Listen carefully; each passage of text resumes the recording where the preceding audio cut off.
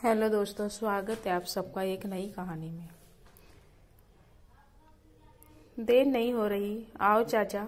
आनंद एक पास के होटल में ले गया और थाली मंगवाकर सामने रख दी। चाचा ने शायद बरसों बाद थाली भर खाना देखा था। खाते हुए एक तृप्ति भरी मुस्कान उनके चेहरे पर आ गई।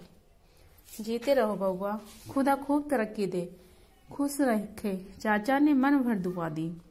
अरे आगे जाओ बाबा। कार से उतरते हुए आनंद के कानों में आवाज आई तो उसकी निगाह उस बूढ़े व्यक्ति की तरफ उठ गई जो किसी से खाना खिला देने को कह रहा था। आनंद की स्मृतियों में उस बूढ़े को देखकर अचानक एक चेहरा कौंध गया। आप सुलेमान चाचा हो ने? आनंद ने उसे पास जाकर पूछा। आप कौन साहब? अचानक कर उसने पीछे मुड़कर देखा। इतनी इज्जत की शायद उसे कभी आदत नहीं रही थी। मैं आनंद बहुत साल पहले एक बीमार बच्चे को आप बंदर बंदरिया का खेल दिखाने आते थे, क्योंकि उसे थोड़ी खुशी मिलती थी और वह थोड़ा सा कुछ खा लेता था, दवाई भी ले लेता था। आनंद को अब तक वो सब बातें याद थीं। अचानक उसे पता नहीं ऐसी क्या बीमारी हो गई थी कि उसका बुखार ही ठीक नहीं हो रहा था। माँ पिताजी न जाने कितने डॉक्टरों से इलाज करवाकर हार गए थे। किसी को समझ ही नहीं आ रहा था कि उसे हुआ क्या है। आनंद की भूख भी मर गई थी। दवाई देखते ही वह उल्टी कर देता था, न हंसता न किसी से बातें करता। उम्र थी 9-10 वर्ष। बीमारी बढ़ती जा रही थी। तब एक दिन ये सुलेमान चाचा अपने बंदर बंदरियों को लेकर डुगडुगी बजाते उनके घर के सामने निकल रहे थे। आनंद अपनी माँ के साथ आंगन में बैठा था। बंदर देखकर आनंद ने खेल देखने की इच्छा प्रकट की। माँ ने मदारी को आंगन में बुला लिया। बंदर का नाम सरजू और बंदरिया का नाम चमेली बाई था।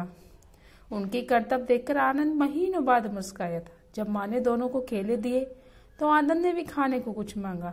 माँ तो खुशी से भर उठी। उसने मंदारी से कहा कि वह रोज आया करे ताकि आनंद थोड़ा कुछ तो खाया लिया करे।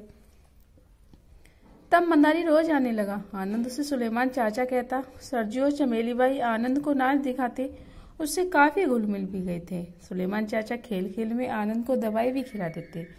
माँ सुलेमान को पैसे देती तो वह मना कर देते। बउआ ठीक हो जाए वही हमारा इनाम और है बीवी जी, सुलेमान दुआ करता। तब माँ उसे सरजू और चमेली बाई को भी खाना खिला देती। जबरदस्ती महीनों सुलेमान आता रहा। आनंद धीरे धीरे ठीक होने लगा। जब स्कूल जाने लगा तब सुलेमान हर रविवार को आता उसे देखने। आनंद की मुस्कुराहट लौट आई थी। उसकी वजह से माँ हर रविवार उसे खाना खिलाकर ही भेजती थी। फिर कुछ सालों बाद आनंद के पिताजी का तबादला हो गया और वे वहां से चले गए। इतने सालों बाद आनंद नौकरी के चलते दोबारा इस शहर में आया और सुलेमान चाचा से मिला।